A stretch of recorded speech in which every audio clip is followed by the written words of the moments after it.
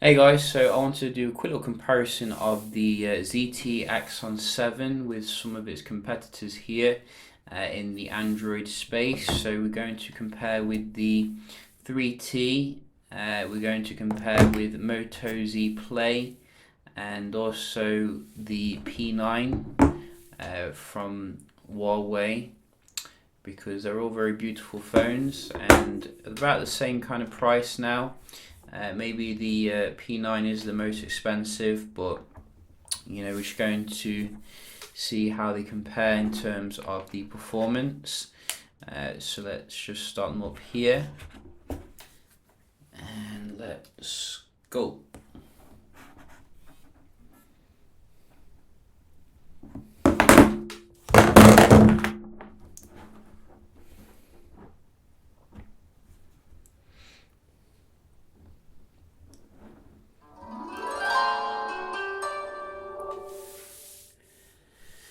So who will start first?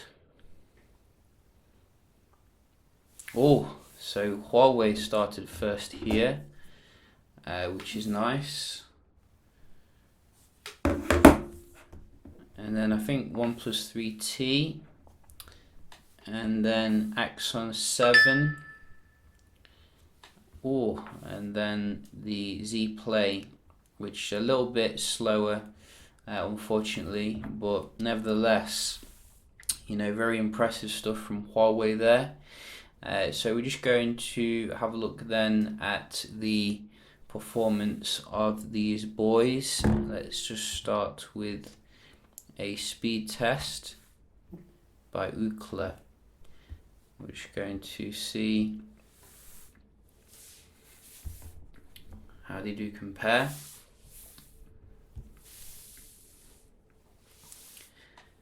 What can the Axon do?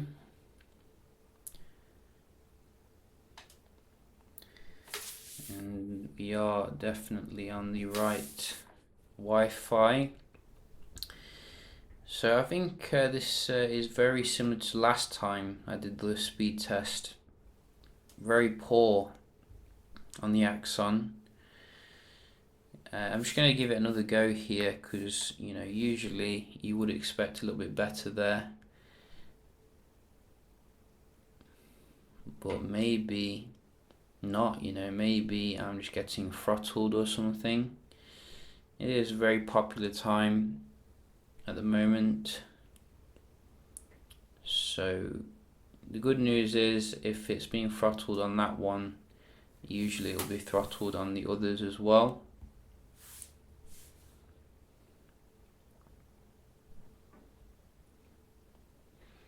Maybe not. Maybe not. So you can see 3T very strong here, given the situation.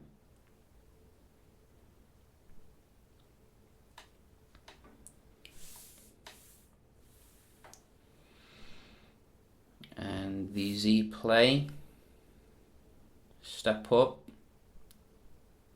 and perform. Z Play seems to have the worst signal here. You can see only half strength, and that is reflected in terrible performance. And we're going to be fair here and give it another go to redeem itself, because that was a pretty terrible performance.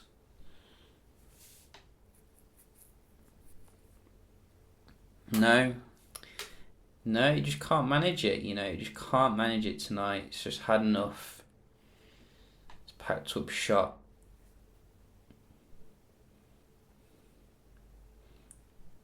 Get out of here. That is a terrible score, but good for the upload. Very good, made up for it there at the end. What can Huawei do? Huawei, go on, beat the OnePlus. No, can't just beat the OnePlus, but still very solid performance here. Kieran 955, I think. Yeah, 955. So not the worst performance at all. Second best for the upload as well. but the champion is the 3T. If you're looking for your Wi-Fi performance, it seems. We're just going to do a quick little Geekbench as well, and then round the video off quite nicely. So we can see how they compare here. Let's get it on all of them. So you can see the specs here. Go, go, go, go. So we are coming to the finish line here, and it looks like 3T is going to beat the P9 when it comes to the Geekbench. The Axon is not too far behind, and the Z Play is certainly lagging behind here, nearly half as slow. So we do have quite decent scores here for the Axon 7. I've got to say, I mean, it's only like about 70 behind on the multi-core, and like about 200, well, nearly 150 behind on the single core. So not the massive difference I was expecting, actually, even though obviously OnePlus 3T is running a slightly better processor here, which is, it always says this is the OnePlus 3, but I can assure you this is the OnePlus 3T. For some reason, I don't know why it says that. Let me just go into the settings and show you. There you can see. So there's a discrepancy there on Geekbench. They might want to update that because it's very confusing. And the what did we do then?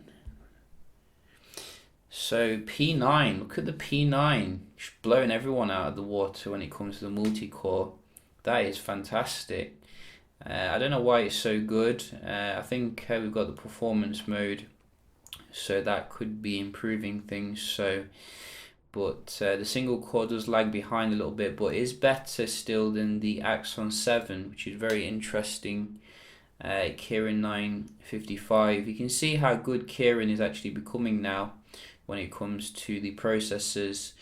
It's even better than, you know, Snapdragon, one of the latest Snapdragon processors. Obviously, the much latest processor is better single core, but you can see the multi-core is still behind Huawei here, and I don't think the Moto Z Play is going to actually finish very quickly, so I'm just going to speed up the video a little bit. And finally, we do have the Moto Z Play. Strange choice of putting a mid-range processor in the device given the price. It is obviously cutting into the same price as the Axon 7, but you can see, you know, it does get a fairly decent multi-core score, but I think they could have done better really to make it as competitive as the other devices. But nevertheless, you know, I've been quite impressed with the P9, how it's held up against the latest phones here from OnePlus and ZTE. You know, which one would I recommend in terms of, you know, if you're looking for a $400-500 like phone here? It depends, I think, what you're looking for. If you're looking for a smaller phone, the P9 is an excellent choice. Obviously these ones are a little bit bigger, 5.5 inches, but then again, I do think that these have a little bit more to offer you, like in terms of the display, in terms of the speaker, especially with the Axon 7. But this one has 6 gigs of RAM obviously, and the latest processor, amazing battery life. The Moto Z Play has its Moto mods obviously, and a fantastic battery life, but if you're looking for gaming performance, you know, you're not going to probably get quite as good as the other ones. But all of them are excellent phones nevertheless, and you know, show how much value you can get for your money nowadays. So yeah, just a quick comparison here. Hope you found it helpful, and I'll see you in the next one. Cheers.